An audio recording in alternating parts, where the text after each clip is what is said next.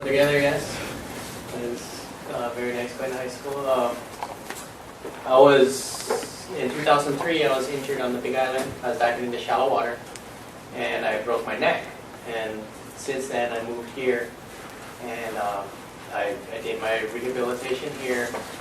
And I chose to stay on this island because it's much more accessible than the outer islands. And over my journey, I've noticed that despite my disability, if you have drive and passion for life, you'll inspire yourself to continue pushing your boundaries, and you'll find that there's not much that you can't do if you just have a great attitude and you're willing to try. And luckily for me, I always had humor, and I always was just really stoked on life. And so the transitioning for me to after my injury was pretty easy. This is the valley where I grew up on in Kauai. It's Moloa. My family has lived here for 10 generations. I used to like surfing. This is actually a wave down there right in front of my house. They shot the pilot of Gilligan's Island. I don't know if you guys even know what that show is, but they filmed it down here. I used to play music. Let's see. Then I had my injury, and then I came to here. I went to the hospital here. Did my therapy. Got back to it. I started learning to swim again. I started doing more things like kayaking. They got a pool there. You can start out in a pool, then we went down to Magic Island, started kayaking down there. Then I learned to surf, the Access Surf program that Mrs. Combs was talking about. This is a really good program to get back in the water and you feel it, because the water moves you. It's different than a pool. And getting across sand is such a difficult thing with a wheelchair, but here they roll out mats and they get it down. You get right down into the sand, get right into the water. So they give you a lot of opportunities that you wouldn't normally have. I got into martial arts also, post-injury. I started taking Hawaiian Shotokan Do. Also started taking Aikido. And you can see even with my disability, you can still do the same things that people with able-bodies can do. You can still throw people across the room just with different techniques, and you just modify it. You learn how to use your body differently. I was able to work as a cultural monitor on the mass transit, the rail system they're building. Yeah. So we oversee the archaeologists and make sure that they handle all the Hawaiian the EV properly and with proper Hawaiian protocol. And then I discovered skydiving, and I was totally hooked. I mean, it's an amazing feeling. It's an amazing sensation. It really let me see how far my boundaries could be open. That like anything is possible. And the gentleman who took me, he's amazing. He's really good. When we were coming down, falling from the sky, after we opened the chute, he sees my chair down on the ground. It's this little tiny dot, we're like 1,000 feet in the air. He goes, "Oh, let's see if we can land you in your chair." And sure enough, he lands me right into my chair, and became the first person in the world to do that. And I told that to Elena Hugh from Channel 2 News. So she invited me down. We did an interview and did a really wonderful story on it. Red Bull saw the video of the skydive. They sent me out some care package. Let's see, I think the Guinness looked at it, put it in Guinness Book of Records, but it didn't quite meet their specifications because they look for fastest, quickest, longest. First is not something that they look for. This was a little more harder to see, but this was amazing to participate in. This the Hokulea, they put it back in the water. And it's actually really big when it's out of the water, and it takes a lot of people to move it around the parking lot. And it was amazing to see all these people working together as a team, moving that boat through gates and fences and across parking lot, and like one guy's commanding everybody, and it was really amazing to see that many people working together as a team. And then when it goes right in the water, I mean, everyone's right there. It was really incredible. And then also where they launched the Hokulea right next door, they have adaptive paddling. And I always thought this was just such an amazing picture to see the chairs with the canoe. And just the ways that you come up with to do these things. I mean, they have a mat that rolls out, then they push it, they parallel park the boat right next to the sand, so that you can just parallel park right next to the boat, and maybe a little bit of water, and you just jump right inside the boat. And it feels so great to be out in a canoe, Baja again. And this one time is amazing. We're paddling in the sunshine, going across the water, and there's a squall right in front of us. And we just penetrated right into this thick rain. It just felt so good to do that after 10 years of not doing that. You gotta always have a sense of humor and enjoy your life, and have fun with whatever you want to do. Never take yourself too seriously. This is a really cool picture. I'm over on the far end, but it's also really important that as much as you want to achieve things yourself and you want to be as great as you can be, you got to remember that you're from somewhere and you're part of a community, and it's great to you want to be involved with your community and your town and your classmates, and you always want to support each other and make sure that everyone else is doing just as good as you are too. And I think that's the last slide. Yeah, there's a video I got of a couple skydives are mashed up, and it's pretty cool. In itself, it's pretty cool. But the song that goes along with it, it's a band that I really like, which is called the Deftones. And what's really amazing is I've been listening to them for like 20 years. They've always been heroes to me. And over the course of time when I used to play music, I came to know some of the members in the band. And one of the members was injured, and I sent his mom the video of my skydive with his music playing on it. And he told his mom how it inspired him. He felt really like he had a happy day after watching it. And it really was touching to hear that, like that he's such a hero of my own, and yet I was able to inspire a hero of my own. And just know that you guys can do that too. I mean, if you guys have heroes that you really look up to, know that they're just as inspired by you. And that's why they're there, is because we all put each other there. Not really working? It's kind of like sleeping. That's Kaylee's got the money shy on. That's... Can you YouTube it? No, they blocked YouTube on campus. It's on YouTube. Would it be skydive? Not sure. Or just my name?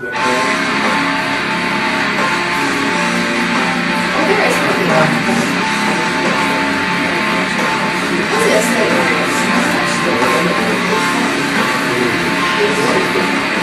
Make sure you guys can do what I do. I would do it. I would do it. I would, but what I'm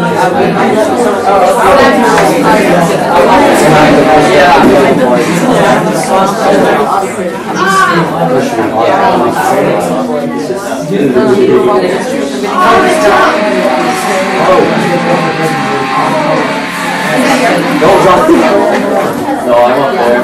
Oh, this is your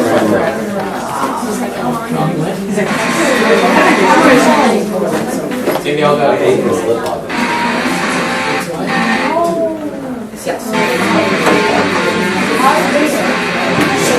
yeah, when everybody's feeling perfect at it, they all fall down with it. Anyway, what is that?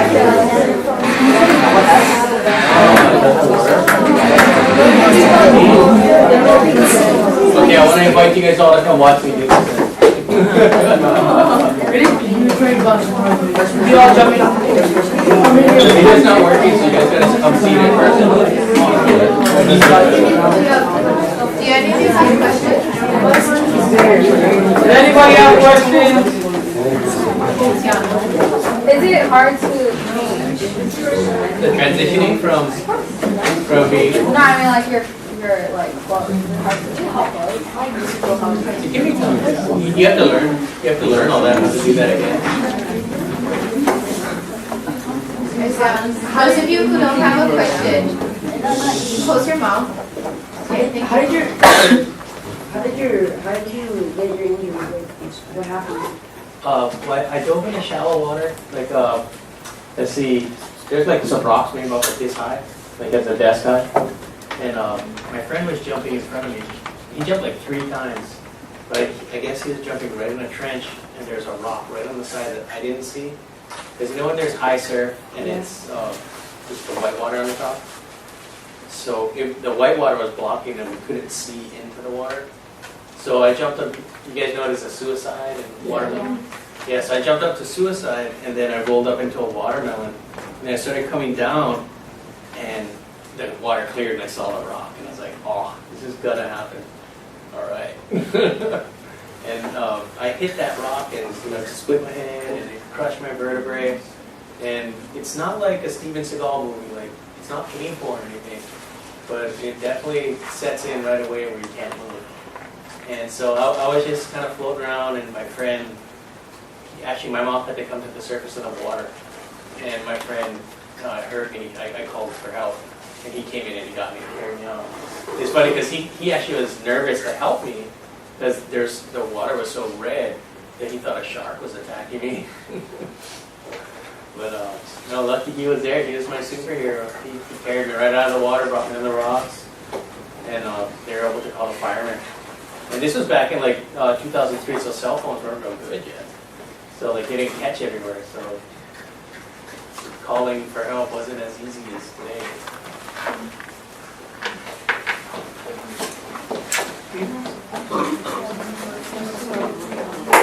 Anybody else? Oh, you skydived from up? Yes, 14,000 feet. You fall at 120 miles per hour. How long are you in? You fall 1 minute free fall. You fall a mile, and then when you deploy the chute, that takes about I'm not sure, another couple thousand feet before it's fully open, and then you're falling at I think at a rate of like 25 feet per second. It's a lot slower though. It's like really peaceful. The free fall is my favorite part. That's the best part. A minute free fall. Yeah, you fall a mile. Yes. How long does it take to, hit the bottom? For the whole what? Like this guy, Well, the entire period. yeah. Well, the free fall is a minute, and the undershoot is probably like another 12 minutes or 8 minutes, depending. Because a guy can, when you're floating down, if he wants to get down fast, he'll spin it, and then you'll lose altitude real quick. But if he's taking his time, then he'll fly. So. And then they have different days. Some days they'll get you up to 14,000 feet, and then other days they can only make it to 12,000 feet because they're kind of in a rush.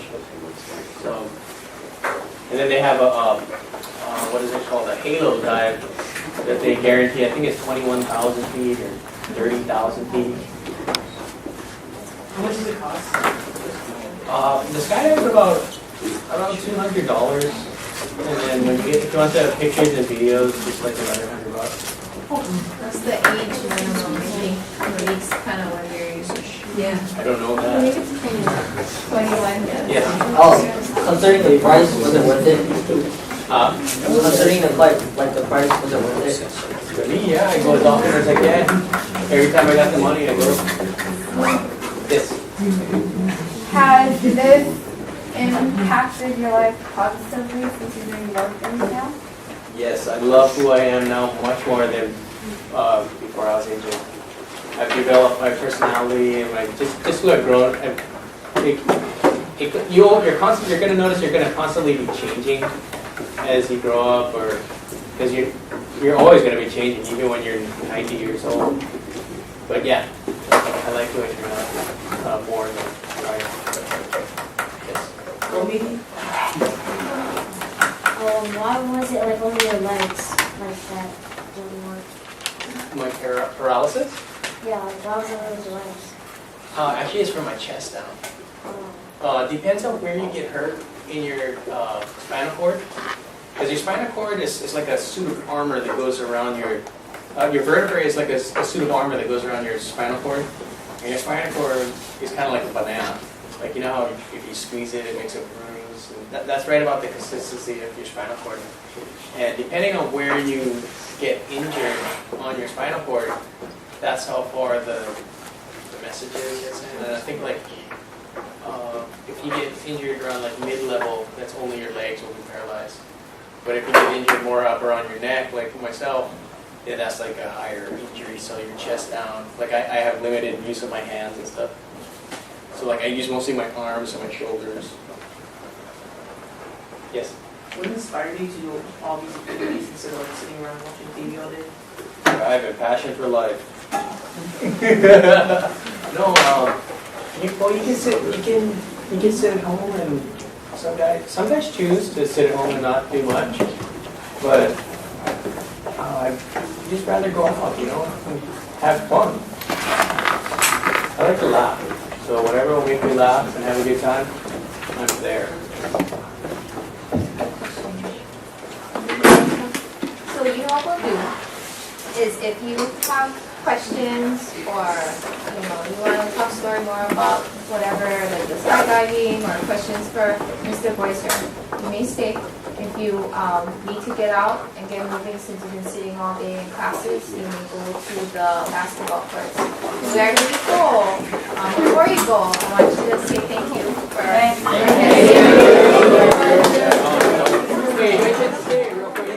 Wait, learn about what? Okay.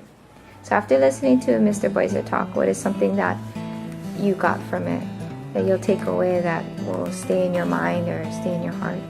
Well, I learned that even when bad things happen, like negative things, you can always turn it into a positive and make the best of it. Very good.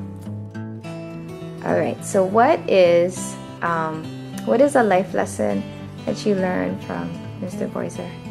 Just to not give up if something bad happens. Just always stay positive. What did I say? Okay, Brendan. What is something that you learned from Mr. Boiser or something that you're going to remember? That even if you have a disability, that you can still do things. Well said. Okay, I'll ask you. Okay, so Darius, after listening to Mr. Boiser, what is something that you will remember or something that'll stick in your mind?